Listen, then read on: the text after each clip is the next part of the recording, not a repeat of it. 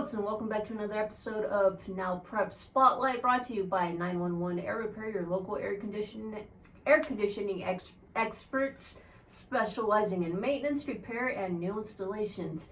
This is officially our wrap-up show for winter sports. I feel like we kind of have to do it at this point because we had so many talented teams. Florence went all the way to the semifinals game in the 3A conference. Unfortunately, they just came up a wee bit short. David, you and I were both at this game. Can you just give the people a quick recap of what went on? Yeah, I think the overarching theme of this game was that Florence had opportunities and they just kind of squandered them a little bit. I think they were leading for most of the game, but then a late surge from Push Ridge kind of put them in a bad spot, and they had opportunities to at least tie the game or even get a lead towards the end of the matchup, but they just couldn't get it done. And I think that's just an unfortunate aspect of the game. Sometimes it's your night, sometimes it's not, and it just wasn't Florence's night that night, and they had opportunities to win, but they couldn't capitalize on them, which is unfortunate, especially with this team being so senior heavy. But they're gonna have to get back to the drawing board and move on and find a way to get back here next season.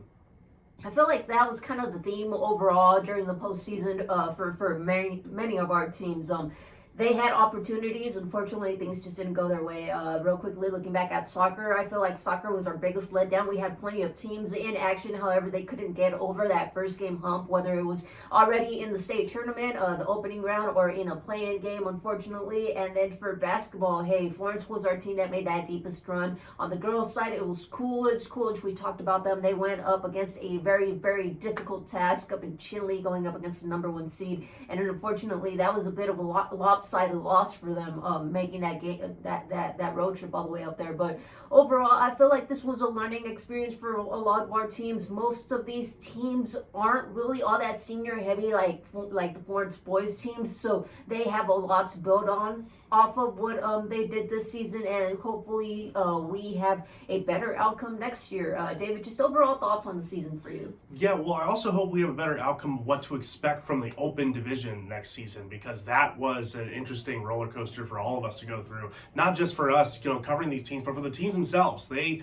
had to struggle with it. They kind of figured out, like, they had to figure out who they were playing and figure out where they were going, if they were going to be reseeded or not reseeded. It was a little bit of a headache for this season. So I'm hoping that we can get some more information on what is expected from both the regular conference tournaments and the open tournaments. So it's just, that's kind of going to be, this was the first year it was going to happen. We knew there were going to be hiccups with it and there were going to be wrinkles, but at the same time, there's got to be a level of communication here of what is going to be expected moving forward. So I hope this is kind of the guinea pig season where they figure out all those kinks and they can make it better for next year and have a better chance for our teams to really, show their success and show how good they are.